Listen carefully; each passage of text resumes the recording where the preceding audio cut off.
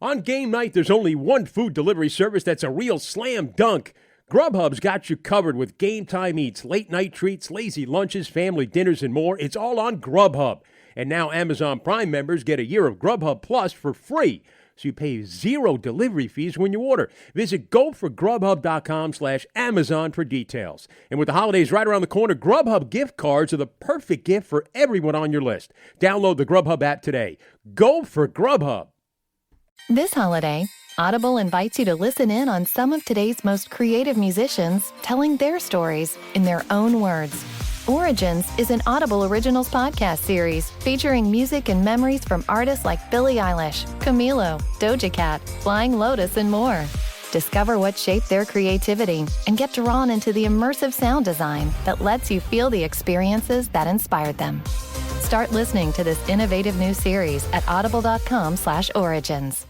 AT&T believes that if you want a smartphone, you should get the best deal on that smartphone, no matter what kind of smartphone person you are. People who reply to texts immediately. Emoji overtexters, emoji haters, custom emoji makers, app personalizers, and alphabetizers. Even those who blast music off their phone at the gym.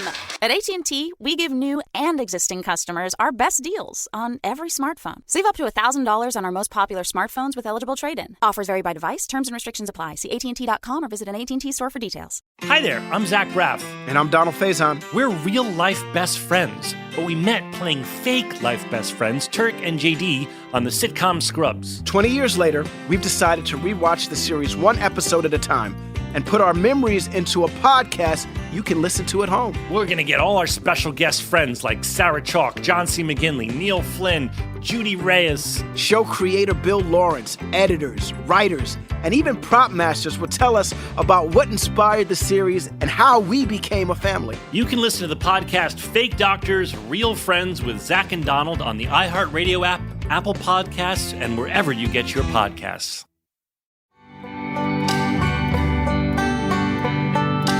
Hello, everybody. How are you? I'm good. Thank you for asking. I'm Ray Harkins. You are downloading this beautiful podcast. I call it beautiful because, well, I'm not objective. I am very, very in the bag for this podcast because it's me and I enjoy doing it. It's 100 words or less, and we talk to people who are involved in independent music in some capacity, whether it's creating it, whether it's manufacturing it, whether it's promoting it. It's all this whole DIY thing. So thank you very much for caring about this, and just checking it out on a week-to-week basis, or maybe on like a, I duck into one episode a month. That's fine. I like that you are here regardless. So we have a repeat guest. I tend to not do these, even though recently I've been kind of dipping a little bit into it because people have come at me and said, hey, we haven't done an episode in 6 years. Should we redo that? And that's exactly what today is. Brendan Murphy, the vocalist from Counterparts and End and Fresh Cut Flowers, his project with, well, I guess it's kind of like a merch art aesthetic collective.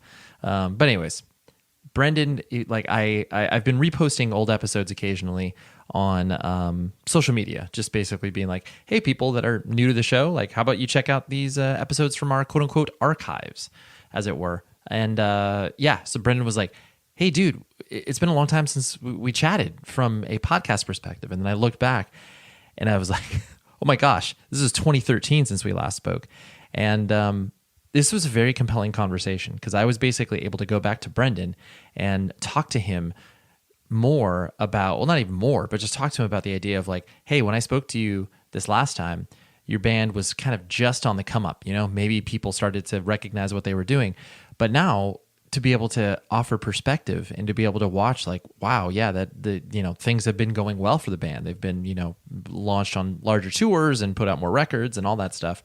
So it was a real interesting conversation. And then he was also able to reflect a lot on himself as a person. And it was a great chat. So thank you, Brendan. And hold on, I want to tell you some other things before we dive into the episode. Of course, because this is my opportunity to talk to you. Because I talk to you once a week. I mean, sometimes I talk to some of you more than once a week because I actually know you. But I went to see Alexis on Fire. My friends in Alexis on Fire, who I'm eternally friends with these guys and have known them for, I don't know, going on 20 years, and we've played a lot of shows together and all that fun stuff. But I was able to watch them. They played 2 nights at the Wiltern here in Southern California, which is a pretty substantial venue. We're talking about, I don't know, maybe like a 2,000 cap room or something like that. So a lot of people, and they sold out both nights of this thing, which is unbelievable. And something that I know, I mean, even having a discussion with them that evening, they were like, yeah, this is really weird. I did not expect this many people to show up. Like, we had reasonable expectations for this, but this just kind of blew us away. And it is really interesting to watch your friends do stuff on like pretty large scale. And whether that's like, being successful in business, and like success can mean so many different things to so many different people. And I just love being able to go into rooms of, doesn't matter the size, but just watching people do what they love, interact in a communal space with people. It's just so cool. I love it. And so I was really proud of them. I know that sounds like a very dad-like thing to say, but I was very proud of them and proud of everybody that showed up to that show. It was a great show, and I had a ton of fun seeing not only old friends, but just experiencing that event for what it was. And then plus, the Toronto Raptors won the NBA Finals that evening as well, and so it was funny. I was streaming the game on my phone, like in the lobby, while we were waiting for them to go on. And, like 3 or 4 people kind of came over like, yo, are you streaming the game? Could I watch it with you? I was like, of course, come on. It was fun. So I'm playing a show this weekend. If you are in the Southern California area, come to Chain Reaction, hang out, even though tickets are sold out, but I know that people are selling them on, StubHub and other places like that. So, if you find a ticket, come on down. It would be fun. It's going to be a great show with Curl Up and Die and Seizures and Regional Justice Center. It is definitely the 100 Words or Less podcast evening, because every person in every band, not every band member has been on, but every band is appropriately represented in this podcast. So fun times. I look forward to it. And hopefully, I don't hurt myself, because, I'm old. So jumping around, there's always a tendency to, tweak an ankle or something. But it'll be a lot of fun. So, that is that. So Brendan, like I said, was a really, really fun, reflective chat. And here it is. That's what we're going to do right now. Put a fucking bullet in my head! Stick your feet into my bed before you leave! Murder me in my existence or bury me. Well, this is monumental, my friend, because we've become better friends since the last podcast, obviously. Yeah, of course. But there are certain people where I'm just like, well, I don't know what I would like talk to them about again, because obviously I just kind of showcase who people are and why they got attracted to this whole thing in the first place. Yeah, totally. But you since we've continually grown closer as human beings, and I've watched obviously the trajectory of your band over the course of what was it like? It was like 5 years ago, right? That we did that podcast, right? It was forever ago. I think 6. I think it was 2013 when we did it the first time. So it's been a while, right? So yeah, over the course of the 6 years, a lot of things change, as they do. Yeah, of course.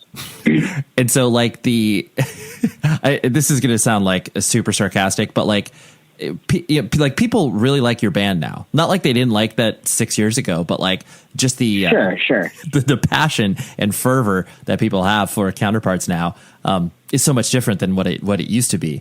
I guess this is probably maybe too broad of a question to start things off with, but like, what's kind of been how do I handle the same? Yeah. I'll tell you all about it. No. Yeah, exactly. I can't even go out anymore. Like, dude, how do you live? You can't even go to Trader Joe's anymore. They all recognize you. But I guess. Sorry. No, dude, it's perfect. I love it. Sorry to interrupt. Go ahead. You're like, sorry, I knew where you were going with this question. Yeah. But I guess what's been the most surprising thing for you? Because I mean, you can look at kind of your step-by-step evolution, because clearly you're in the middle of it. But, what do you kind of like look back on over the past couple of years where you're just like, man, this is weird. Like, not even so much that, more people are coming to your shows and people like your band, but just, I get, maybe that's the most surprising thing, that people like your band. I don't know. I like truly. Yeah. You know what I mean? I feel like, the most surprising thing that's sort of happened over the last 6 years is just the fact that we went from, and I don't mean it in a bad way. It's not to say that we're not still, but I feel like when we talked before, like around that like 2013 era, it was like we just put out Hell and Home, you know what I mean? So it's like we at that point we were kind of like not necessarily like a secret, you know what I mean? But it's like we were like we weren't a very known band, especially being like Canadian and coming from like, you know, and then just starting to break into the United States. So I feel like the main thing that changed up is just like we went from this little, I guess like underground and like an underdog type thing. And now I think that the place that the band is at is like we went from being like, oh yeah, like Counterparts. Yeah. Like, you know, like, yeah, I know those dudes like to being like, oh yeah, like they're actually worth a damn. Like they can actually pull kids. Like they, you know, their records do numbers. They've got it like kind of on lock. And yeah, like that to me is the most surprising part because, you know, obviously I never thought years ago when we were doing Hell and Home, like we had no idea that record was going to break through for us. And that was going to be sort of like the one that, you know, that took us to a much bigger level. But just the fact that it's still going and it's still kind of climbing and there's still like a lot left to do as a band, I think, like it's kind of like the whole thing's kind of overwhelming. Like so yeah, it's like you said, like it's weird admitting that the weirdest part about what's happened is that people really like us, but it is, you know what I mean? Like that's just how it is. Like that's the truth is just, it's definitely, you know, it's crazy. I don't know why there's better bands that did it way before we ever did, but the fact that people like it that's the coolest thing. And, you know, now when we put out records, like we have a bigger reach with the band, you know what I mean? Like the like when we do something now, it's on such a larger scale than it was back in the day. You know what I mean? Like back then, like if we were doing something in the studio or, you know what I mean? Like no, you know, like Lamb Goat and like those kind of things, like they wouldn't really talk about it. It wouldn't be like, oh shit, like Counterparts is recording. Right. Whoa. Like they're doing a record and now it's like a bigger deal. And it's like weird. You know what I mean? It's just weird that,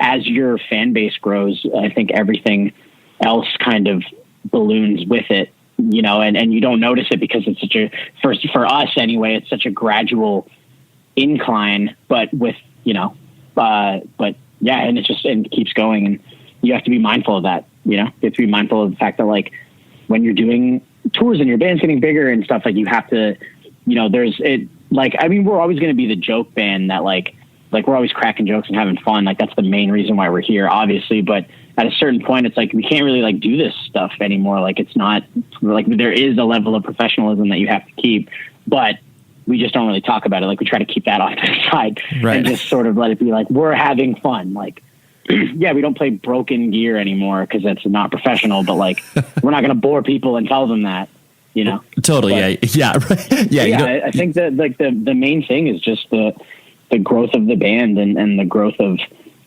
you know, whether it's like our audience in terms of how many people are familiar with us or how many people actually are fans of the band and what we're doing on tour in terms of numbers and stuff. Like it's all kind of, it's like an exponential growth. And I know we talked about that last time, just talking about how like the trajectory of the band has just been, it's been like a slight incline every time we do something. And, you know, over 6 years, you know, I'm definitely on a higher rung of the ladder than we were back then. There's still some climbing to go for sure, but that's just kind of where we're at now. You know what I mean? I think that I don't know. It's great. I love it. I love that. Yeah. Well, I love that people care and people like us now. No, it's nice. And absolutely. Yeah. Well, I think the thing that I always reflect on in, you know, watching my friends create art and, you know, certain people rise to certain levels is there is this level of like you were talking about the expectations that get thrust upon people, whether they ask for them or not, and usually people don't, you know. It's like I was listening to an interview with like, you know, Howard honestly, it's like I was listening to an interview with Howard Stern and Conan O'Brien, and it's like, you know, here are people who are obviously like, you know, household names across the world, and they're talking about very similar feelings to what, you know, you just said of like oh yeah, well, like, you know, once you reach a certain level, they're definitely, and it's not like you can tell what that level is. It's not like, oh, now, because we've, sold out a headlining US tour, now I can't joke around on Twitter as much or whatever. Like, you don't know.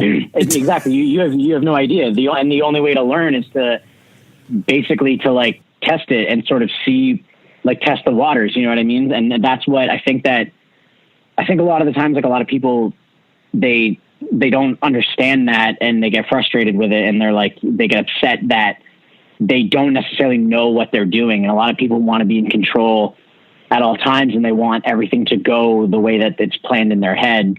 Luckily enough, like, I think most of us in the band anyway, we just have that sort of mindset of like, I don't know, like, we'll just see what happens. Like, we'll just, like, yeah, we used to do this, like, we used to do this all the time. And we used to do, like, I'm trying to think of an example off the top of my head and I can't, but you know what I mean? Just like things that we would do when we were a smaller band, like in terms of, getting away with stuff like, like us and Shai Hulud doing like a cover together and like these sort of things. And it's like, we still do that stuff, but it's not as much of like who cares? There's 20 kids in the room type thing anymore. Now it's like, but then it circles back around because it's almost funnier when there's more people and you have this professional, like everybody expects you to be so professional. Like I thrive on that because I think it's so funny when we're not.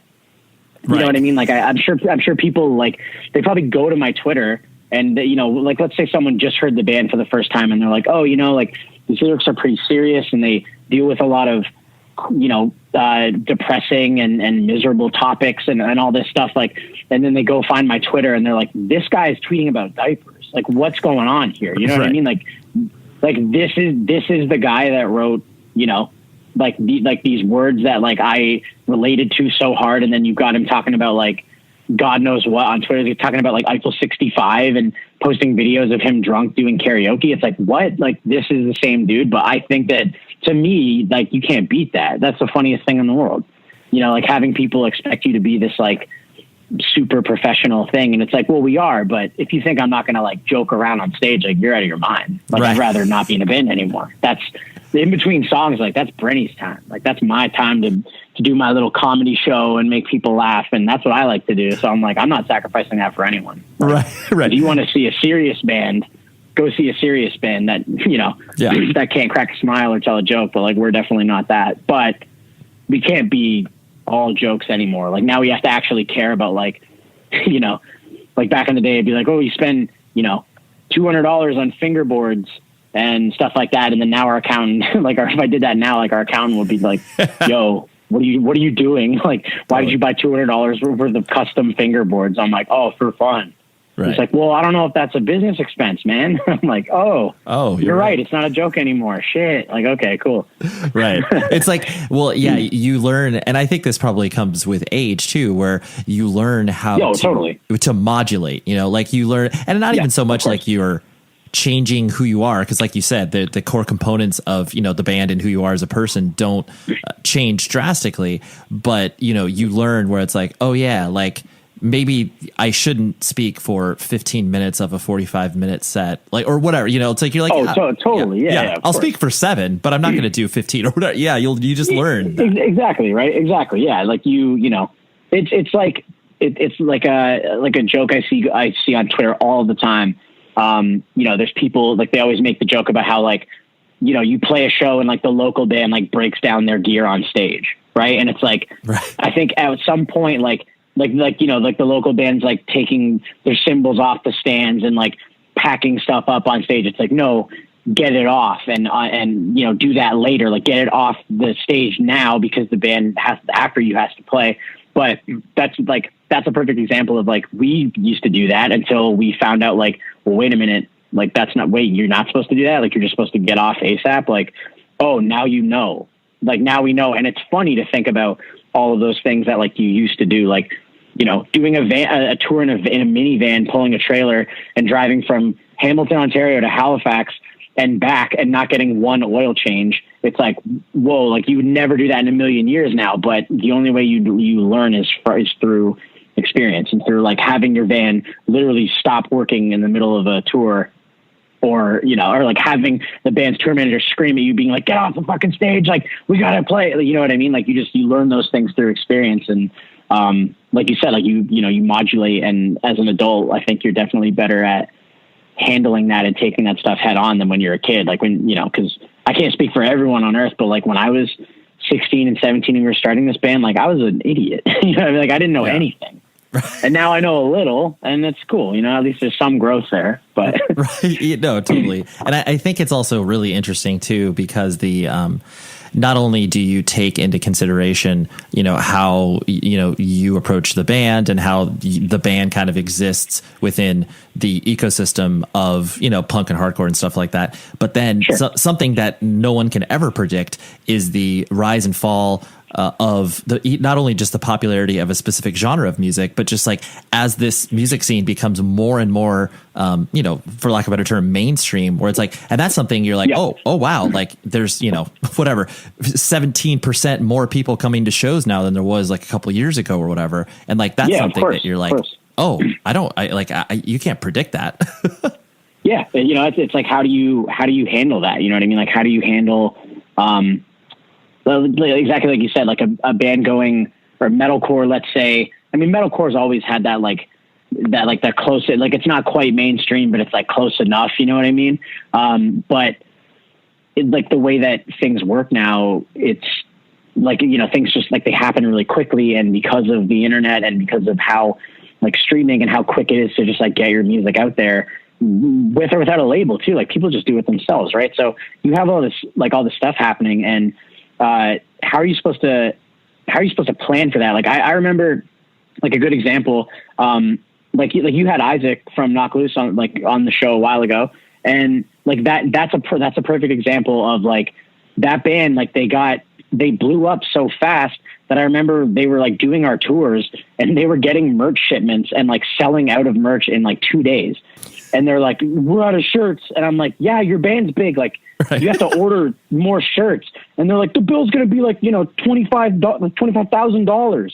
And I'm like, yeah, but you're going to sell it all. So who cares? Like, what does it matter? Like, but how do you like learn that? Like when you're a young kid and suddenly it's like the demand for your brand, your product, whatever you want to call it, your art, it exceeds your expectations. So you start thinking like, like now, like take merch, for example, like when we do a tour back in the day, like our merch bills would be like $5,000 and we'd be like, what do we do if it doesn't sell? Like, does everyone have $1,000 just in case? And now when we put orders in, it's like, I tell Cold Cuts or whoever, I'm like, don't even tell me until the end of the tour. Like, I don't even want to see the number, you know what I mean? Cause it's like in the 30s and 40,000 and stuff. And it's like, throwing that at a band, just, it's like, okay, this is your third or fourth US headliner. It's like, it's scary, right? It's like it stops being like a reasonable amount and it starts being this overwhelming, like that's real people money, like $40,000. That's like that's a real adult figure. You know what I'm saying? So yeah, that I always thought that like, that's that's like a prime example of you really have no gauge. And then all of a sudden it happens and you have to, like you said, you have to modulate and you have to adapt and just deal with it. And when you're in a band, I feel like there's no warning. There's no like, oh yeah, like that'll be something we'll worry about eventually. Like the thought might pop up, but you rarely ever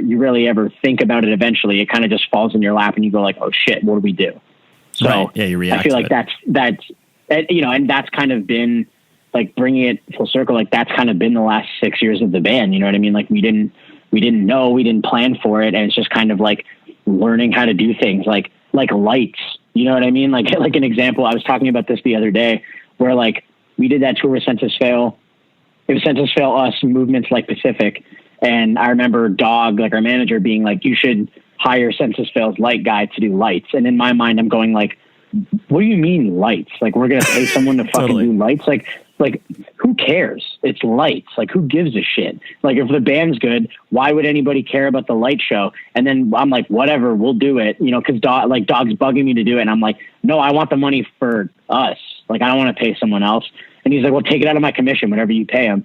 So we had David Summers do our lights and it's like night and day. You know what I mean? Like suddenly, like I didn't want to admit at the time that it adds so much to the live show and it's almost a necessity when your band reaches a certain level.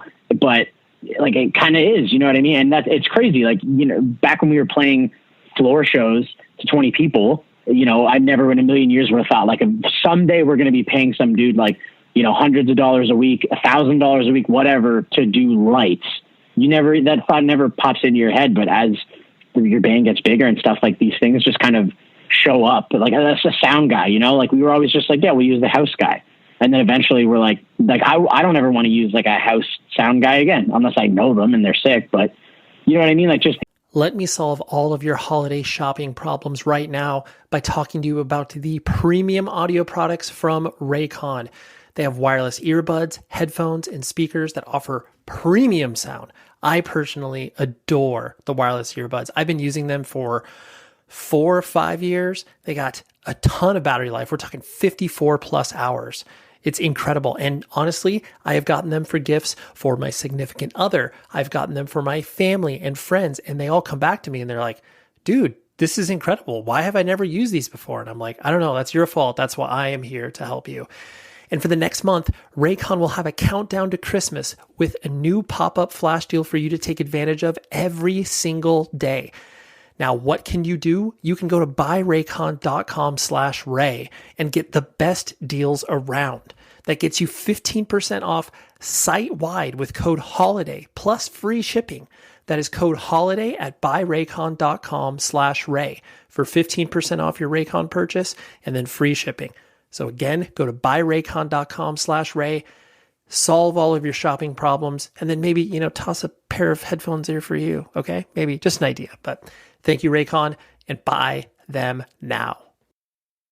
Explore new cultures and experiences with Intrepid Travel. Intrepid specializes in socially conscious travel with over 900 amazing small group adventures to choose from in more than 100 countries. Whether it's the mountaintop vistas of the Andes, the wildlife of Tanzania, or the hidden noodle bars of Vietnam, Intrepid is there. There to get you off the beaten track, behind the scenes, and totally immersed in the joy of travel. Discover more at intrepidtravel.com. Intrepid Travel. Travel is back for good. What's the worst thing about sports? Oh. That's right, all those breaks in play. But you can make them all better by using Grubhub. You wouldn't have a movie night without snacks, so why would you settle for a halftime without food? Grubhub has every food you could possibly crave, from national favorites to local spots. Reorder your regulars or find something brand lip-smackingly new. You can search by city, cuisine, restaurant name, or if it's a firm favorite, even by menu item. Delivered on time at the lowest price. Order through the Grubhub app or online at grubhub.com. That's grubhub.com. And of course, don't forget, with the holidays right around the corner, Grubhub gift cards are the perfect gift for everyone on your list. Now Amazon Prime members get a year of Grubhub Plus for free. That's $0 food delivery fees from your favorite restaurants. Visit goforgrubhub.com/Amazon for terms and details. Go for Grubhub.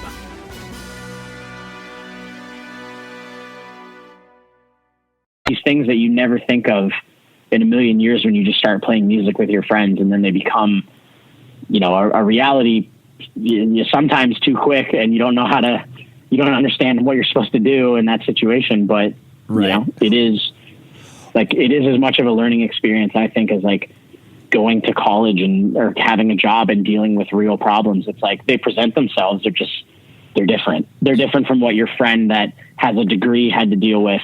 Because yours is like, oh, our van blew up and we're stranded in Staunton, Virginia, and, you know, like, because we hit a deer, like that type of thing. You know what I mean? Like, you don't get to, that's not an everyday problem. But no. For us, unfortunately, it is. Oh, boy. Oh, boy. It is Sonos. We have support for today's show by that beautiful, beautiful company that meticulously designs every speaker from the inside out.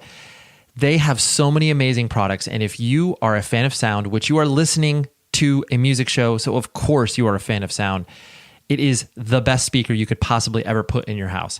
Getting started is super easy. It's all wirelessly connected. You just plug in your speaker, open up the Sonos app, and connect all of your favorite streaming services. I use Spotify, so boom, Spotify is right there. You can play some amazing playlists. It's so easy. So you start with one speaker, and then you can connect more over time over Wi-Fi when you're ready. And plus, they have this amazing thing called True Play, where you basically walk around the room and you tune the room to your speaker. It gives off these sounds. And I'm amazed at these speakers. And I was really excited because I had a old Sonos speaker. I want to say the Play 3 from, I don't know, maybe about 5 or 6 years ago. And then I recently got a Play 5 and was able to make them interact seamlessly. Got one set up in my son's room, got one set up downstairs in the living room, and it's beautiful. It all works seamlessly with one another. So you need to go to Sonos.com to learn more about these speakers and honestly, change your life for the better, okay? Go to Sonos.com to learn more. I love you, Sonos, forever and ever. Now, on with the show. I think something interesting I want to pull on in what you're saying there is the... because I think most people that look at bands and, criticize them and look at them negatively is I think when a band tries to, kind of put the cart before the horse in regards to whatever. I mean, this is an extreme example, but you're playing Chain Reaction and you have a wall of amps, you bring in, Coldplay's light show. And I think that's what, when of course, when you say lights, that's sometimes where people's heads go, where you're just like, oh, lights. Oh, 100%. And that's literally where my head went. Right. And, and I'm like, Dog is telling us, you got you should pay this guy to do lights. And I'm like, oh yeah, great. We're going to have this stadium light show. And it's like, no, dude, we're talking about the house lights that are there. You're just going to have a guy program, or not even program, play along and he's going to take cues from the songs because he learned all the songs and he's going to, do the proper lights at the proper time. And I'm like, oh yeah, okay. That's cool. Right. Having a blackout, the song ends and the stage goes black. That makes sense to me. But yeah, exactly like you said, when you tell someone you need a light show, their mind goes to what the 1975 has. And it's it's cute that that's where your brain goes. But if you don't have $100,000 to pay for that, you're not getting it. Sorry. Right. You know what I mean? But no, I definitely agree with you in terms of I think that's like you said, putting the cart before the horse. That's absolutely one of the biggest issues I think bands run into when they're trying to make a living being in a band, or even just trying to tour and be taken seriously and have, and at least be a relevant band. Is a lot of them.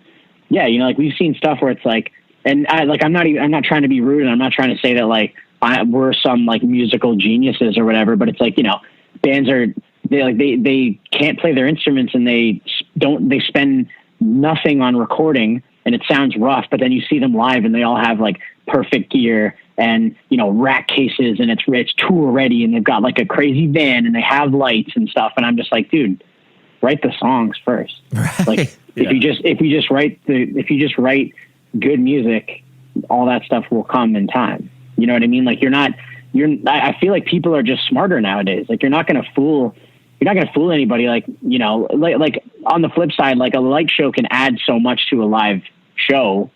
It can take it from, yeah, that band's pretty good live, to this is the best live band I've ever seen. Absolutely. But it also works on the flip, where if the band is terrible, you're just it's very obvious that you spent all your time making your lights and your stage present and, buying matching outfits or God knows what. You spent more time doing that than you did writing the songs, and it shows. And I think that's always my one thing that I tell kids who ask, they're I want to do what you do. What, we're tour ready. We have all this stuff. And I always stop them and just say just have good songs, man. Just go to a good spot and find a good producer and make a good album, and don't worry about your live show and stuff. And don't worry about road cases. We tour. Last year we were on tour for 8 months or something out of the year, and we don't have a road case on anything. You know what I mean? It's maybe on the amps, but it's the cabs, they're beat up, they look to shit. It's dude, come on, your mind's in the wrong spot. But it sometimes like you said, that a rude awakening has to fall into their laps before they take it seriously and address it. So, yeah, absolutely. What can you do, right? No, yeah, totally. Kind of putting the focus on you. How I guess over the past couple of years, how do you feel that you have not even so much changed, but just like the, removing all of the stuff that we were talking about before, because, clearly those are evolutions that you've also taken in your own life. Of course. Yeah. What, do you feel like you are, everybody always changes, hopefully for the better. Like, so what things, I guess, do you feel that, you are doing better now than you did previously? And what things, I guess, kind of on the flip side that you're like, man, I'm still really struggling with this, and I'm still trying to figure out how to kind of handle this aspect of my life in some capacity. Sure. I think that, I definitely think that, like, when we talked before, like, I don't really think it's like a secret. Like, I went through a period in like the early, or like, I guess like the late 2000s, like early 2010s, whatever, where it was just like the band was, we were stuck in that, like I said, like, we were stuck in that thing where we weren't getting any bigger, and it was really hard for us to gain momentum and prove ourselves to be like, we would see it at the shows. We would see people coming out and we'd be like, well, why are we getting overlooked? Like, why are we getting bad offers for tours? Like, why are we getting offered $100 when we're bigger than all the other bands on the tour? Like, when, we played shows with them, we've seen the walkouts and stuff like that. So I went through a period where I was just like, I don't want to say like mean, but I just dealt with everything from a very I guess I was angry, and I just didn't understand how this world worked yet. And I'm sure I still don't, you know what I mean? Like, there's a whole other aspect of the music industry that I'll probably never understand because I'm playing the music. But, I think like, yeah, for a while I was just so used to being, having to fight for everything that we had, that I think anytime anything would happen, I would just immediately go to, like anger, and I would immediately start like ridiculing people and stuff. And I think I was like a bit of an ass, you know what I'm saying? Like I was like a bit of an asshole back in the day. But I think it, like, not that it makes it okay, but I think that it was because of the fact that I was just so used to having to fight for my life in a sense of with my band. So when we would get tours or something, and it would be like, oh, like this other band got it or something like that, or, this band did this, or, this band used to play under us and now they're bigger, like those sort of things. Like, I would get kind of angry about it and just be like, well, fuck, like, when's it going to happen for us? And it would really bum me out. But I think that the main thing now is like, and it's something that you learn with age, is you just eventually you just kind of stop caring about other people, and, and you just sort of, you worry about yourself more. And I think once you start doing that, it sort of opens your eyes to like, you take you're less angry with other people, or I guess you're more like empathetic in a way with others, because they're probably doing the exact same thing. Like, whereas back in the day, like if people would, we would do like hardcore tours or something, and, people in hardcore would, like, they would make fun of us and be like, oh, like Counterparts on a hardcore band, whatever. Like, that would really upset me, because I'd be like, well, yes, we are. Like, I think that we are. Like, the way we conduct ourselves alone is, all of our peers do this, and we're in this other level that, like, we're just trying to have fun. Like, isn't that the whole point of it? And it used to really upset me. And then I would, people would make fun of us, and then I would make fun of them. And then, we would have beef with these bands and stuff. And it was this whole thing. And now, like, I just stopped caring, because like, I'm happy, you know what I mean? And I'm sure it's because my band definitely got bigger. So I'm like, yeah, I can't, like, on the flip side, I'm like, yeah, well, they probably just don't get it. And then at the same, I'm equally on the level of like, well, I make a good living doing this, so I'm not really going to concern myself with the opinion of like a couple people that have never met me or whatever, you know what I mean? So I think that in that, I think I've definitely grown. I think the band, like, I think we've all kind of grown in that sense, where it's just like, I think that we're just better people. I think that I'm like more in control than I was, and like, especially of my emotions and things like that. And, at times, obviously, sometimes you can't really help it, and right. But hey, what can you do? Yeah. But I do think that, as a general human, I think I'm just better, because I think I just care more about other people, and I'm more like, I'm more concerned about just being the nice person now. You know what I mean? Like I've definitely, like you hear like, oh, this person, like friend of a friend of a friend, like is talking shit on you or whatever. Like they make fun of you, or you see them making fun of you. And it's like, now I like back when we talked 6 years ago, I was the guy that was like, well, I'm going to fight this till one of us are dead. But now I take the stance of just like, nah, you know what? Like I'm going to meet them and I'm going to be really nice, and then they're going to feel stupid for. Yeah. Like they're going to meet me and go, I wish he was an asshole so I can make fun of him, but he's actually like kind of fucking nice. So I'm not going to like do that. So I try to take that route in all aspects of my life now. You know what I mean? Or like, I just want to be, like, I don't know how else to say it, but like, I just want everyone to like me, I want everybody that I meet to be like, yeah, that guy rocks. Like I'm down. If he's ever around, like I'm down. I don't want people to not, to hate me or whatever. And it's just back in the day, like I didn't care, because I was like, I fooled myself into thinking I was fighting to this like greater good of like, well, if people think I'm an asshole, it's just because I care a lot about my band and my art, and like, and I have a lot of pride. And now I'm just like, dude, I can't care about any of that. Like I just turned 28. I'm like, this is, like when I was 20 years old, it's like, yeah, I'm acting like a fucking 20-year-old. Like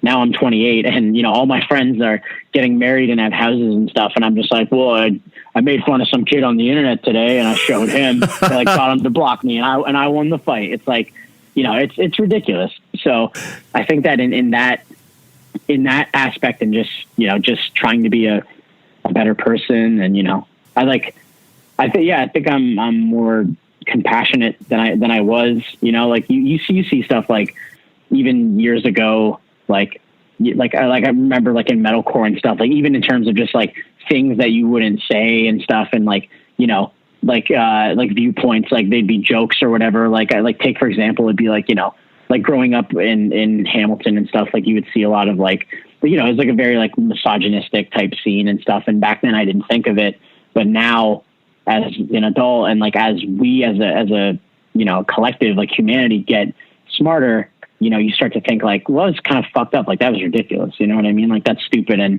I saw this thing on Twitter. It was like Brian from Mathis, like his brother, posting about like he's like young, right? And he was posting like, yeah, like all the kids at my school are homophobic, or they're always making like gay jokes or something. And I'm like, dude, he's like, it really bums me out. I'm like, dude, like it sucks, but you're in the best music scene that like you're in a scene that fights against that sort of thing. And you've got your brother, and like who is in, who like can show you have multiple brothers that are all in it with you. Like you actually have a head up, because you're not going to have this like embarrassing period of your life when you were like ignorant and dumb, because you're learning right off the bat that like, making jokes like that is ridiculous and wrong, and it's offensive, and it can hurt someone's feelings. So, I think that as a whole, like, just growing up and learning to be a better and more compassionate person, I think that I think I've succeeded, and I'm sure I've got a lot to go. I'm definitely not perfect. I'm still like a fucking dummy. For sure. Yeah, no. That's like, that's like a prime example of like, just when you're younger, you're just ignorant to things, like you don't understand how the world works. And I'm sure I never will, but that's that's an example of just like something that I see people struggle with. It's like even in my group of friends, like people being like, yeah, like remember like that band just, like used to just say the craziest shit on stage, and like you can't say that anymore. And I'm like, good, because don't you want to be fucking nice? Like, don't you want to be nice to everybody? Like, don't you want to know that nothing you do will offend somebody or hurt their feelings? Like, doesn't that make you feel good?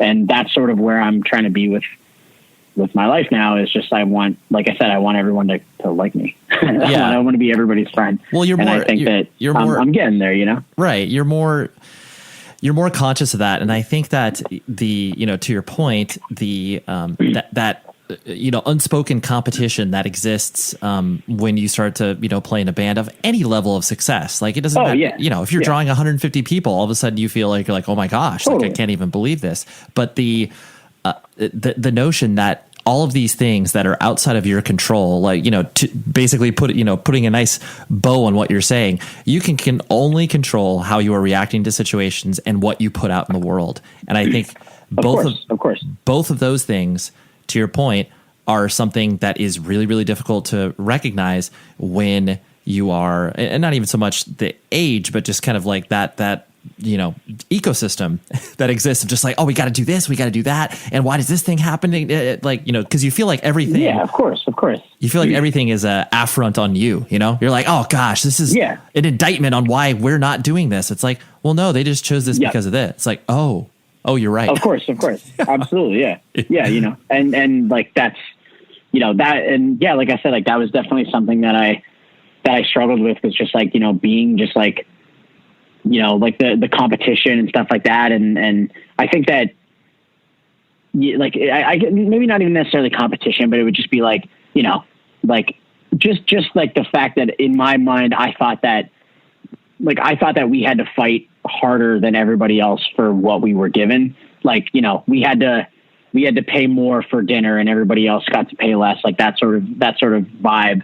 And it really pissed me off. So I spent a lot of my like early 20s just being really angry and like, like I like not enjoying myself. And I'm walking around with this like, woe is me, like, why do they get this, like, sort of attitude? And then finally one day I'm just like, dude, fuck it. Like, I don't care. Like, I'm just going to do me. Like, we're just going to do it and go, and eventually things will happen. And I think they did, or they're at least starting to now. And, and that's just it. Like but basically to like, I know I've went off on tangents with this question, but I think the greatest, like, the most important thing that I've done, or I've at least like changed in my life, is just like going from being this, like being just ignorant and, not understanding things. And now I think I've at least got a little bit of a handle on what's going on, like specifically in our realm, at least with the music scene and how things work, and learning the politics of being in a touring band, and why band X got this tour because or why why like this band got paid this much for this. It's kind of just like a if you concern yourself with that, you're never going to be happy, because there's always going to be somebody that's got that silver spoon in their mouth. And the only thing you can do is just focus on your own art and stuff that hopefully you can control. You will. Yeah. Like, exactly. Like, if you can't control it, it's completely out of it's not even necessarily worth worrying about, especially, I mean, at least in the sense of music, but yeah, that's something that I think that I guess I'm proud of myself for recognizing and not being, not being like a miserable shit anymore. I mean, things I still struggle with, like back then to this day, is, I mean, like, a lot of the emotional stuff and, mental health things. And I think those will probably just be a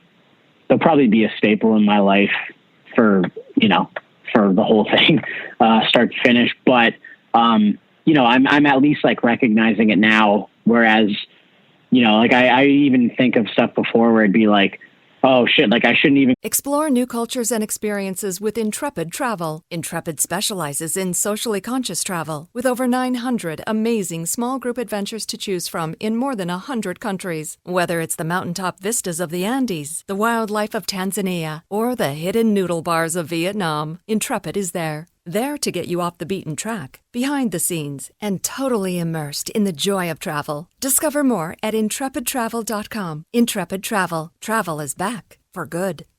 On game night, there's only one food delivery service that's a slam dunk, a home run, a hole-in-one, a touchdown.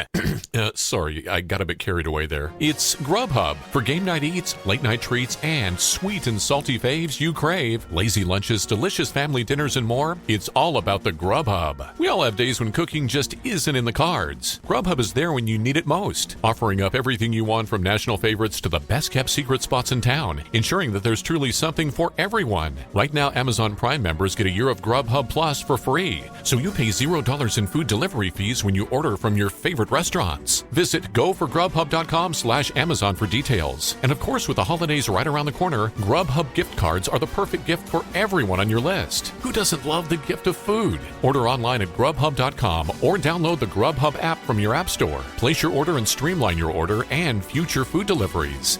That's grubhub.com or the Grubhub app. Go for Grubhub. Hey, it's Ray, the host of this very podcast. And let me ask you a question. What if you had insights into your genetics that could help empower you to live healthier? How would you use that knowledge? You can hear me talk about insights from my DNA that have affected my personal health journey on this season of the podcast Spit from iHeartRadio and 23andMe. Host Baratunde Thurston, which, by the way, incredible dude, has a podcast called How to Citizen. I can't highly recommend that any more than I am right now, but listen to that and listen to this podcast. But he explores how more and more people are finding out that DNA is about more than just ancestry. It's a key to understanding your health. Your genetic profile can tell you if you are at an increased likelihood for developing a particular condition. It's knowledge that can help you make smarter choices about your health and your lifestyle. On this season of Spit, you'll hear me and 22 other podcasters and influencers discuss what genetics revealed about our health and how that knowledge can impact the way we live our lives. Listen to my episode out now on the iHeartRadio app or wherever you get your podcasts. Go to the doctor and try and get help because, like, you know, I have to write the Counterparts lyrics. Like, how am I going to write lyrics if I'm happy? You know what I mean? And I'm like, at least now, like, I realize how ridiculous of a sentence that is now as an adult. And I'm like, I don't want to be the miserable guy. I don't want to be depressed anymore. I want to feel better. But yeah, just like, you know, taking steps and doing that. But those are sort of things that, you know, in a 6-year period, at least they're not going to, I don't think they're like much has changed. I think I'm a little bit better than I was, but, still a lot of stuff to do in that regard. But yeah, that makes sense. You know, I am working on it. You know, I'm trying my best. But. Yeah, that's great. Today, in a world where everyone is confined to their homes, society begins its largest binge watch to date. In the hallowed library of Hulu, or perhaps on a shelf of DVDs you haven't looked at in a decade, is a show that perfectly encapsulates life in the early aughts and launched a friendship that would inspire millions. Hi, I'm Zach Braff. And I'm Donald Faison. In 2001, we starred in Scrubs, a sitcom that revealed a glimpse of what it was like to survive a medical internship. As Turk and JD, we explored guy love. Nearly 20 years later, a lot has changed. We're not Supermen, but we're still best friends. Given the mandatory lockdown, there's no better time to relive the series that brought us together in the first place. And we're doing it with a podcast. That's right, people. We're going to bring friends and crew members and fellow cast members and writers. And guess what? We're going to even invite some of you to call into the podcast and ask all the questions you want of the entire Sacred Heart staff. Join us for Fake Doctors, Real Friends on the iHeartRadio app, Apple Podcasts, and wherever you get your podcasts. Today's show is also brought to you by Pet Relief. So what is Pet Relief? They make all-natural, USDA certified organic CBD products for pets using full-spectrum CBD hemp oil that is grown and extracted in Colorado. I had heard about this. My stepfather is a veterinarian, so he is well-versed in a lot of these products. And they have a ton of stuff that is intended to help out a range of ailments such as hip and joint pain, inflammation, and situational anxiety, and more. They offer oils for both cats and dogs that are made with only 2 ingredients: full-spectrum CBD hemp oil and organic coconut oil. Their supplements are handmade and baked with human-grade organic ingredients that have been sourced from farms across the United States. Not to mention, all their products are third-party tested in an effort to be completely transparent. So they sent some of this stuff to me. I have an aging doggo. She is about 13, 14 years old. Her name's Callie. She's the best thing ever, but she has a lot of health ailments. And I was excited to try this out on her. And I have to say, first of all, she loves the stuff. She just enjoys consuming it. But, she's getting around a little bit better now. And I am very, very grateful for Pet Relief for sending this stuff to me so I could try it out. So you need to go to petrelief.com and enter the promo code WORDS to get 10% off your order. That's Pet Relief, RELEAF.com, offer code WORDS. Okay? Try it out. It's helped out my doggo. I can imagine it can probably help out your doggo or cat. Please. Okay? Now on with the show. Something I always found, interesting too, when, clearly the aesthetics of, the band and, from merch and record design and all that sort of stuff, borrow a lot of aesthetics from things that, clearly don't exist in the hardcore world, whether it's like, looking to the pop world or where, I hate to use this word because it's such a generic word, but like, streetwear, like it's like, there's there's all this stuff that you are borrowing and obviously putting into, your art and the band and everything. I'm presuming that it's serving two functions. One, obviously, you like it and you like the aesthetic of that, so that's why you are, piecing it together. But then the second function is it clearly differentiates you from a lot of other bands that don't lean into that or don't have the idea to kind of put that together because it might not be their taste or whatever. Definitely. I guess, which came before which? Like, was it you're like, oh, this is like, I just really like this, so I want to do this? Or was it like, oh, actually, you know what? Like, we can lean into this more because it's going to make us different. Or, is that just kind of, they both happened in tandem? Honestly, I would say like, they both kind of happened in tandem. Like once we met Trey and he started, cause like I said, like the last podcast was like 2013. So, we took Trey did his first tour with us in 2015. And so on that tour, like, him and I got along really well. And we got along, like I met him in 2013 on a tour that we did. We were selling merch for Heart to Heart and we did the tour together. And I was like, I like this guy a lot. He's cool. We're very like-minded.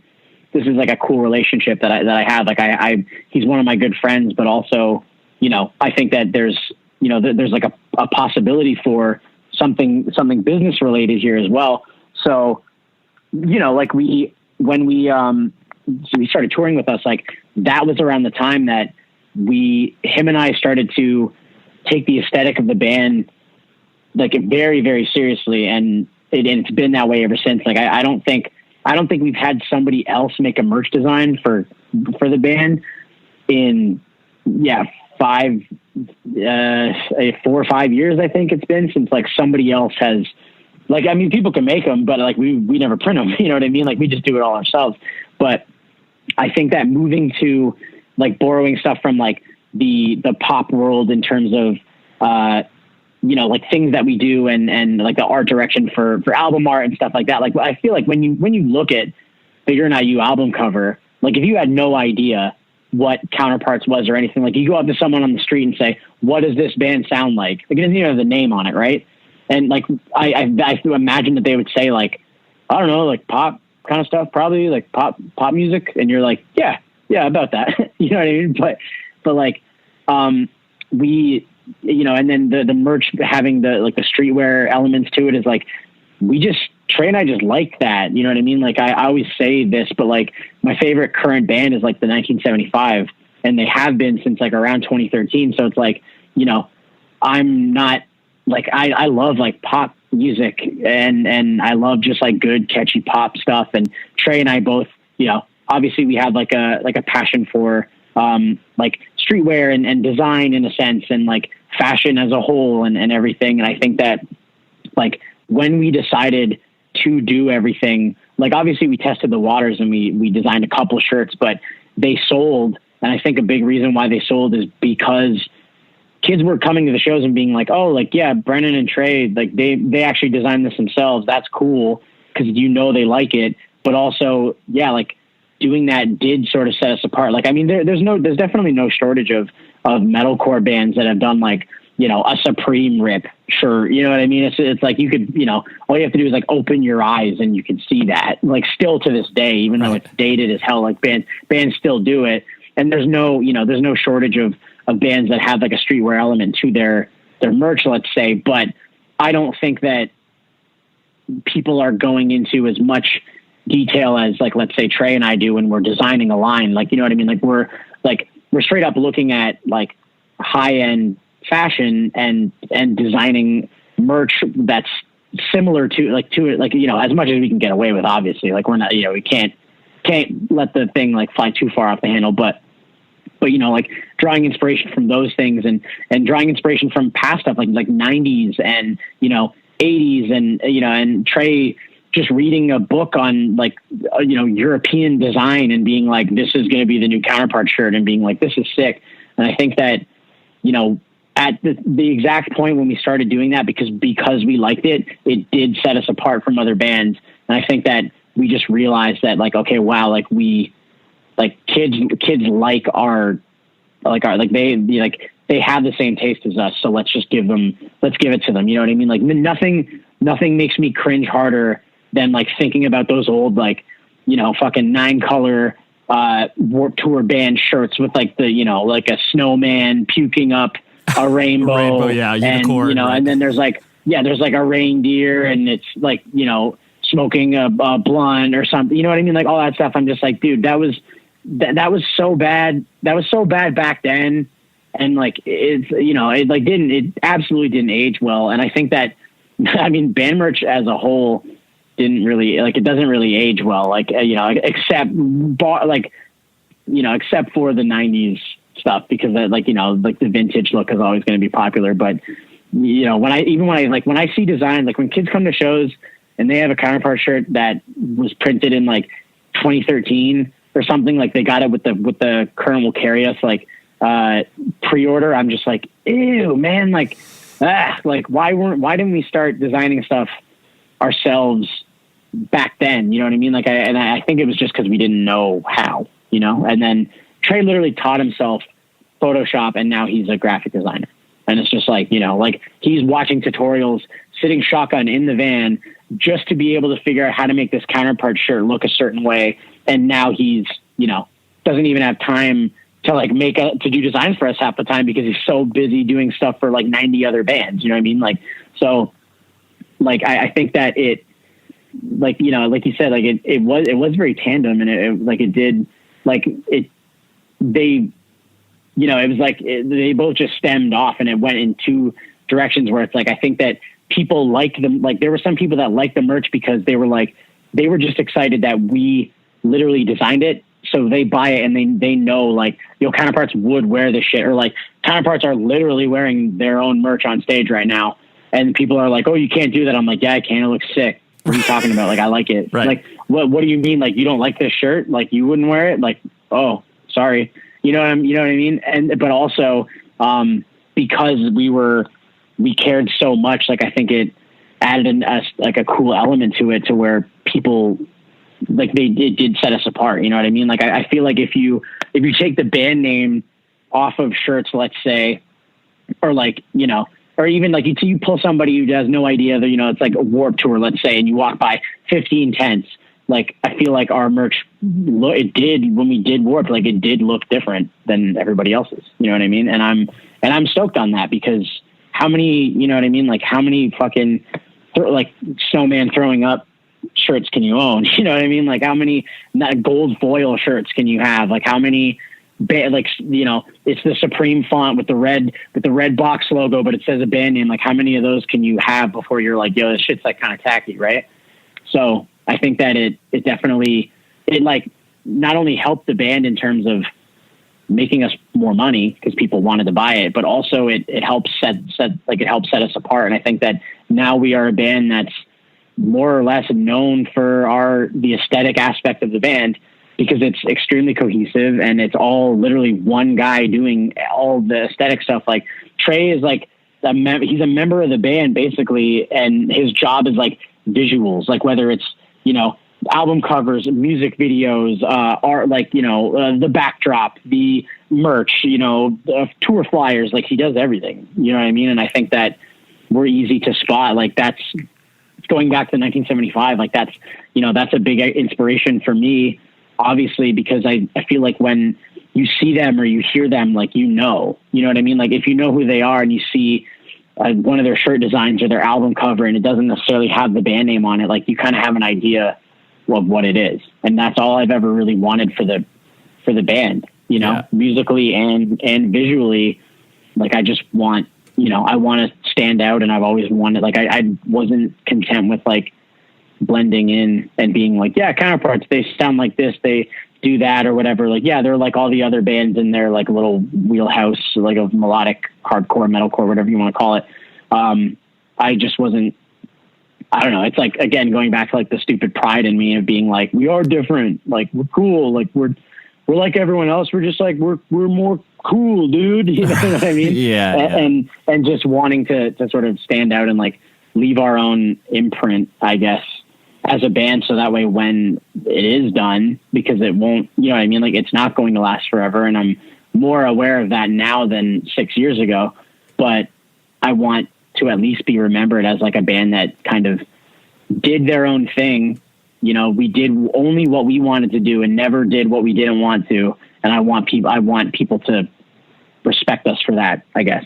Yeah. If that makes sense. You know what I mean? Like, that's Absolutely. kind of, I can think of no better, like, I guess, legacy for the band than someone, 20 years from now going like, yo, this band rocked, and, like, they did everything themselves and they never got pushed around and they never, like, did a tour with, like, a bunch of bands that they didn't really like or whatever. Like, they were just cool. And I'm like, yeah, that's all we wanted. We just wanted to have fun and Totally. stand out a little bit and put our own stamp on metalcore, melodic, whatever the genre police want to call it. Right. We wanted to put our own little stamp and carve out a little spot for ourselves, more or less. Yeah, no, it totally makes sense. I mean, every band, it doesn't matter what size you are, it's like it's a brand. And, like, when you're able to, like, lean into that more and have, like you said, a focus on the visuals, it's only, there's no way that's going to hurt you, like, of course. And like, don't get me wrong. I totally understand when bands are just like, I don't care. Like, when they're like, oh, we have to design merch for this tour. And they're just like, okay, like, to the manager, like, okay, go get 5 designs now, like, for the tour. Like, oh, like, these are the designs. You like them? Like, yeah, whatever. I don't care. Like, I totally understand that, like, not caring. Like, I get it. I'm sure there comes a time, maybe eventually I'll be like, I'll get to that point, and go, oh, I don't give a shit. Just print the shirts and the kids will buy them. But, I just like knowing that I have a hand in it, that, like, I totally get why bands aren't necessarily concerned, or at least certain members are just like, I don't give a shit. Like, I'm sure everybody else in Counterparts is just like, they're never like, oh, I wonder if the merch spread's going to be good. They're probably, or like, oh, like maybe we'll do this. Like, they're probably just like, cool, I don't have to worry about it. I just get to go to sleep, and Brendan will do Brendan and Trey will just make the whole thing. Brendan will approve it, and I know it's going to be good. You know what I mean? Like, that's right. That's sick. But I definitely like to be hands-on, because I think that, as much as I just want to see kids that like our band wearing shit that I would wear personally, because I'm like, yeah, okay, cool. You get it. Like, because merch is so fickle, and there's trends, and, like, stuff comes and goes, and it's popular for a minute, and then it goes away, and then until it's vintage, you never speak of it again. It's embarrassing, but I just want people to have, like, cool shit. I don't want to see people with, like, our first shirt with, like, the C in the olive branch, like, crest thing, and I'm just like, it makes me sick now. Just being like, I would never print in a million years print that. If a printing company was like, hey, we printed 1,000 of these, do you want to sell them for a tour? I'd be like, no, go donate them to like Salvation Army or something. Like, I don't want them. I don't want them anywhere near a fucking show. Yeah. But but you don't have to worry about that. It's fine. I'm good. I mean, I definitely don't think that there's a print shop on the planet that wants to front a band any more money than they already do. Yeah. You know what I mean? So it's good. I don't think anyone's just like, yo, you know what's sick? Like when we print all these shirts and we don't get paid for like a month, let's do that. Let's do that more. Yeah, that's great. cool. Yeah, that's what put so many of us out of business in the first place. So yeah, let's keep doing that. Totally. Yeah. You know the reason why all of like our friends' shops closed down? Like, let's just run headfirst into that and see what happens. Like, totally. The last thing I want to hit on was the kind of going back to what we briefly talked about with the clearly humorous, self-deprecating nature of what you do on stage and leaning into the the sarcasm is goes to new levels almost every time I see you in regards to just like I remember when we were, I mean, I know this isn't a new thing that you were doing, but like I remember playing shows with End and Taken up in Canada, and you're just like like I don't care if you move or not, like we get paid no matter what, like just leaning really, of course absolutely leaning really into that. And I'm sure because of that, and because of I mean, there's so many people who have sang in bands have the kind of expectations of people that are like, oh, like, okay, clearly, anytime Fucked Up plays, like Damien has to take his shirt off, like, and every time I watch Counterparts play, Brendan is going to have to, be, sort of dickish on stage, but like, in a fun way or whatever. Of course. But in a funny way. Yeah. Right. So do you, I get like, does it, I mean, that is who you are as a person. So it's not like you're putting on this like different, agenda or whatever, but like, does it get, in your head, does it get kind of like tiring where it's just like, well, if I don't feel like that tonight, like, I don't have to do that. And not like people are giving you crap all day long about that, but does that kind of, jigger around in your head at all? Like, honestly, not so much, because like I started that whole, like, very transparent, like, all like almost rude, but not really. Like, it's like, yeah, like technically what I'm telling you is 100% fact, but I would appreciate it if you like, yes, we will get our guarantee, whether or not you like, you can literally turn around and sit, like you could sit cross-legged with your back to me, and like our guarantee isn't going to go up or down. So like in that sense, like, I guess I don't care, but it's all coming from a place of like, I would like it if you went nuts, but if you don't, I'm not going to be mad, because we already got paid. Like the guarantee was wired. Like what I'm saying is fact. So I never feel like I need to have I never feel like the crowd is like, really hungry for it and stuff. Like I know that they think it's like, like when I say those things and I make those jokes and stuff, when I like just am me on stage, like I can get laughs out of the crowd, and I do like it.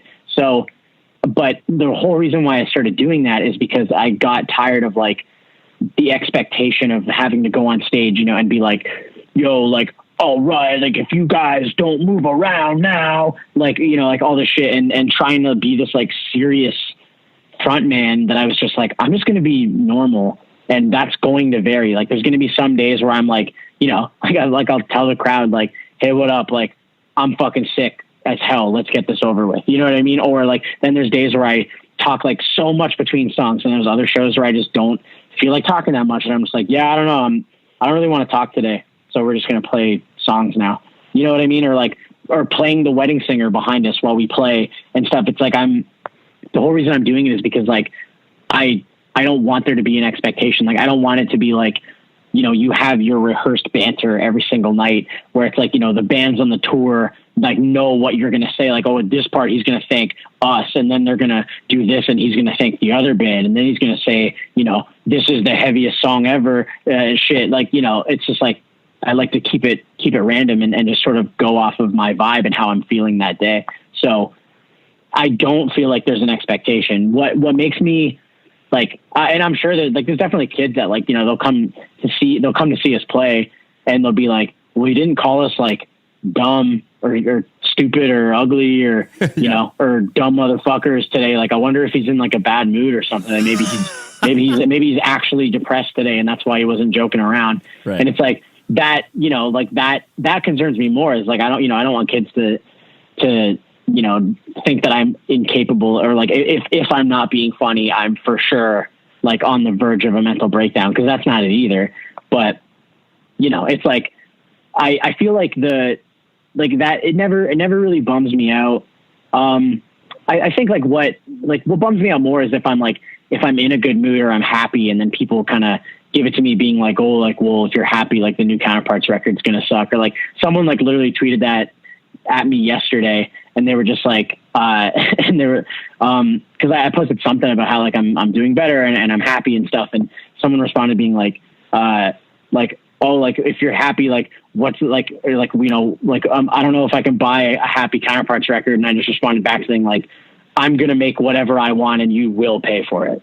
And they're just like, yeah, you're right. And it's like, okay, cool. Like that almost makes me more mad, cause I'm just like, yo, come on. Like, you know what I mean? Like, oh, cool. Like, yeah, I'm in that spot where I don't get allowed. I'm not allowed to be happy now, because I have to make the kids upset. So I definitely can't be happy. But yeah, I think in terms of expectation, like it doesn't bug me, because fortunately, like we're lucky enough to have done it, like, and had this sort of mindset with the band, and like having like this brand of Counterparts, like the jokey, like, you know, serious, but like, oh, is he being rude? No, he's just fucking around. Like that whole thing. Like we've been doing that forever. And fortunately it just kind of like latched on, and now people know it. Like they expect it, but like, it's not like if they don't get it, they're mad. It's just like, they understand. Whereas back years ago, like if I would have said that on stage in like 2010, like people would be so mad. Oh, yeah. And like I did, right. Like, you know what I mean? Like I would say those things and be like, yeah, like move around or don't, like, I don't give a fuck what you do. Like, who cares? And people would be like, this guy can't take anything seriously. Like this guy, oh fuck. Like they're supposed to be serious. Like, why is he telling jokes? Like he's supposed to be, you know, I'm like, dude, what? You know what I mean? And we got that shit for so long that now I'm just finally happy that we just get to be, like, we get to be ourselves on it. Like I'm very fortunate to be able to be myself on and off stage. And, you know, I meet kids and they're just like, yeah, like you're normal. Like you're a normal guy. And I'm like, yeah, motherfucker. Like I just got lucky that I get to yell for a living. You know what I mean? Like that's the only difference between us. Like you can do it too. Like screaming is not hard. It's not, you know, just yell loud. I don't know, like get a mic and you're good. But you know, but it's like, we're fortunate to be able to have that. So I don't necessarily take it as like, I don't have to care what kids think anymore. Cause I think they just like us, cause it's real. You know, if I'm in a fucking bad mood and I'm on stage, like if we play a show now, let's say, and it's just like weird or it's, you know, terrible, or we're just like let's say like the monitors are bad or like the stage crew is rough or something, like, you know, I can be in a bad mood and then I can just be like, yeah, sorry that took so long. Like, I don't know what the fuck they're doing.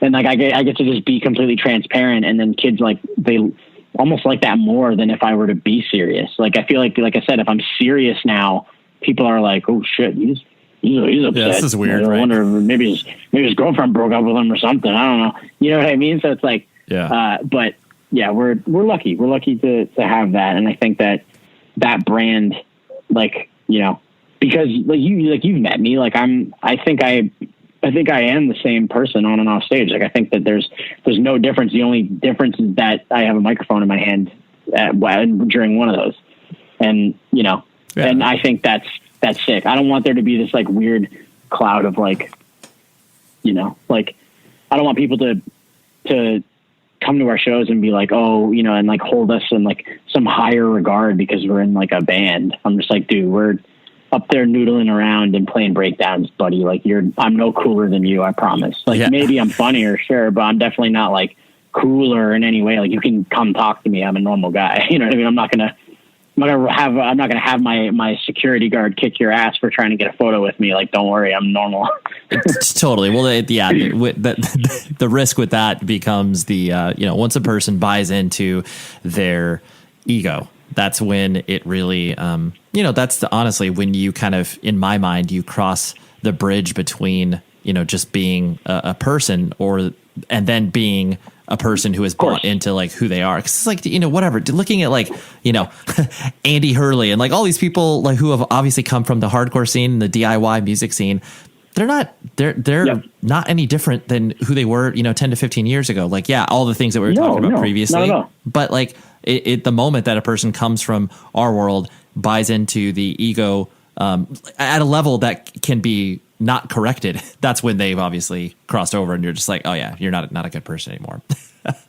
For sure. And I think that, like, I think Andy Hurley's a great example of someone that I think that he, like, that guy, like, if when I met him, if he was like a dick, I would be like, yeah, whatever. The guy was in fucking Fall Out Boy. Like, sure, he's a millionaire. Like, yeah, I don't care that he's mean, but like, you meet him. It's like, I literally met him when I rang his doorbell and was like, hey, Stu Ross said we're allowed to sleep here tonight. And he's just like, yeah, okay, cool. I'll show you where, like, yeah, welcome to my mansion. I'll show you where everything is. And here's where you guys sleep. And I'm just like, dude, you know what I mean? Like, that's what I want. You know what I mean? Like, I want to be like that. Like, I want to be like, I just want to be cool forever and like, just be like a good guy. And going back into like what we were talking about in terms of, what I think I've done better with, in myself, and what I want to work on and continue to do better is like, I think that's like a real thing. You know what I mean? Like, no matter how big the band gets, like, I do just want to be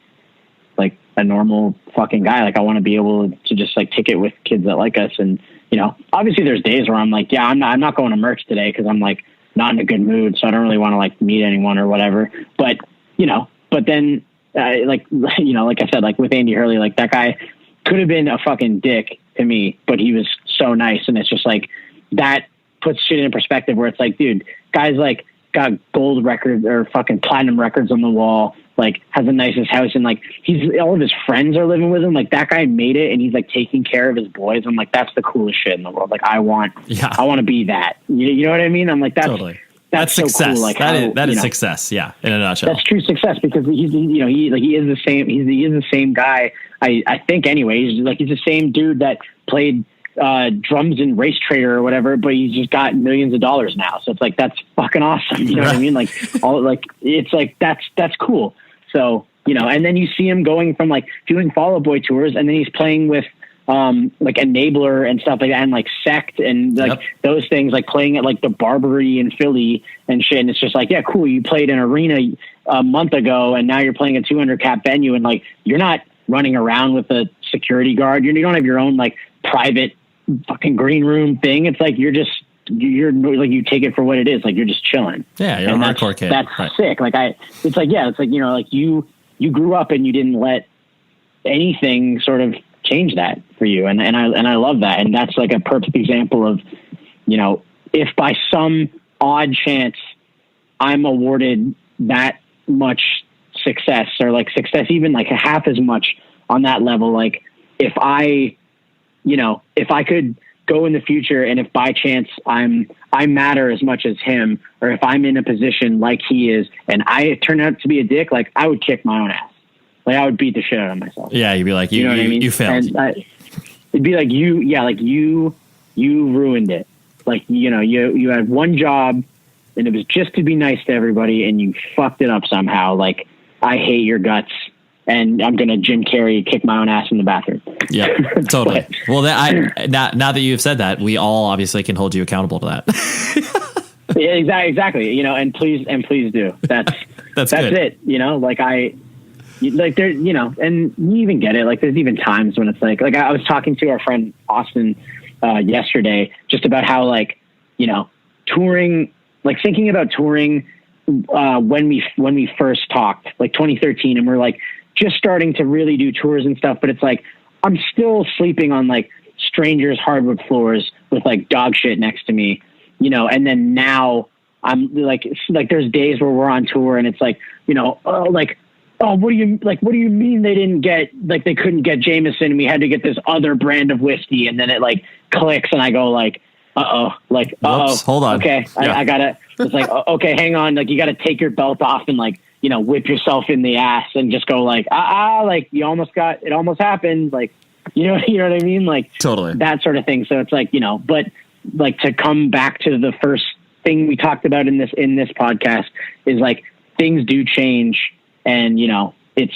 like, you do have to adapt and stuff. And like, sometimes like there's expectations that will change, and they'll kind of fall in your lap. And it's like, you can, like, I think that, like, I like, there's times now where, like I said, like, if we show up to a venue and it's like all the PA is blown, it's like, now I think it's a little bit more understandable if we go like, hey, are you going to fix this, or like, should we just not play? Whereas back in the day, it'd be like, whatever, fuck it. Like, I'm doing vocals out of a spare cab they have in the back. You know what I'm saying? Totally. So it all like, it's about how you perceive it, but there's definitely times when I think that I don't think enough of us in our world, like, sort of check ourselves anymore. You know what I mean? Like, where, like I said, like that's an example of something that, like, literally probably happened on the last tour that we did, where it'd be like, oh, they don't have Jameson. Like, what do you mean they don't have Jameson? And then it just starts to click, like, okay, you're getting a rider. Like, there's people here. Just maybe cool it and just take whatever they give you. But you know what I mean? It's like, unless it's Jack Daniels, then it's fine, and you never have to touch it. But, you know, like, yeah, you're fine. It's like, that's a prime example of something that, you know, like, I want my friends to hold me accountable, or at least, you know, like, my friend Kenny's good at that. Like, if I say something, or, you know, it's like, in my mind, like, it's like, I don't think I'm not being egotistical, but he'll just, you know, just cut me up immediately right there and start yelling at me and being like, oh, Brennan Murphy, oh yeah, the big man, whatever. And I'm just like, fuck, he's right. All right, I gotta reel this in. I gotta relax. Yeah. But awesome. It's you know, but I'm lucky to have friends like that, because, you know, I want to be just as cool if by chance I become a famous comedian or whatever. Yep. I want to be the cool guy. Yeah. I want to be the guy that lets his friends live at the house. Yeah, you're. Well, we can only hope to aspire, but I'm glad we were able to do this again, dude. And thank you. Thanks for hanging. Dude, I'm stoked. Thanks for putting up with me. I know I kind of go off on tangents. No, I don't know. We'll perfect. Like, we're at the studio writing right now, and we'll have some, like, weird superfood stuff, and apparently it makes your brain better. So I swallowed a bunch of it today. So I think I'm just I'm in a rambling mood, but, you know, my brain's firing. So you're wired. That's all that matters. That is all that matters. Literally, that's it. I had a coffee. I had some weird green brain juice, and now I'm ready to go. I'm a scientist. I'm about to cure some shit. I'm about to fix the world today. So there was that rad chat. I hope that you enjoyed it. I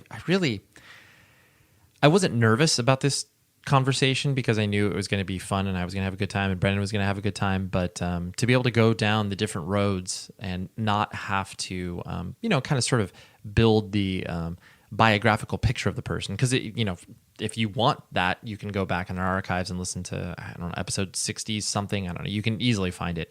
But it was interesting to kind of let this conversation just flow and see where where Brendan was interested in taking it and how he'd respond to certain questions. So thank you, Brendan. I appreciate you coming on the show. What do we have next week? I have another fun show, of course. It is David Kelling from Culture Abuse. He's the lead vocalist, and it was a wild chat in the best way possible, just because I wasn't reticent on having him on. It was just one of those things where I was just like, oh yeah, like I don't know him, but I have many friends who know him, and been in the same rooms together. But it just didn't come up until someone kind of pitched it to me. I was like, oh yeah, actually that would be a good chat, and it was great. He locked himself in a car in a parking lot for over an hour as he sweat a ton. He expressed that once we stopped recording. He was like, dude, I'm just like sweating up a storm. I'm like, I appreciate you hanging out in your car like that. He was originally supposed to come to me, but anyways, scheduling, that thing happens. But that's what we got next week. But before we say our final goodbye, Sonos. You need to go to Sonos.com, buy all of the speakers, because your life will be changed for the better. They meticulously design each one to make it sound the best thing possible in your house. I love it so much, and Sonos will change your life. Go to Sonos.com to learn more. You've been listening to the Jabberjaw Podcast Network, jabberjawmedia.com. Shh.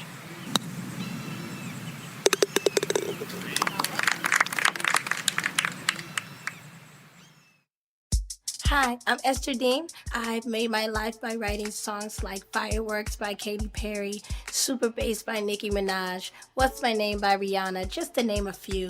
And now I'm having an absolute blast sharing some of the knowledge that I've learned with upcoming songwriters on Songland on NBC. I'm excited to welcome you to a brand new season of Songland and Songland's podcast, giving you new insight into the magical art of songwriting, as told by some of the best in the business, and also the pioneers and the up-and-comers who will be shaping the hits you'll be listening to for years.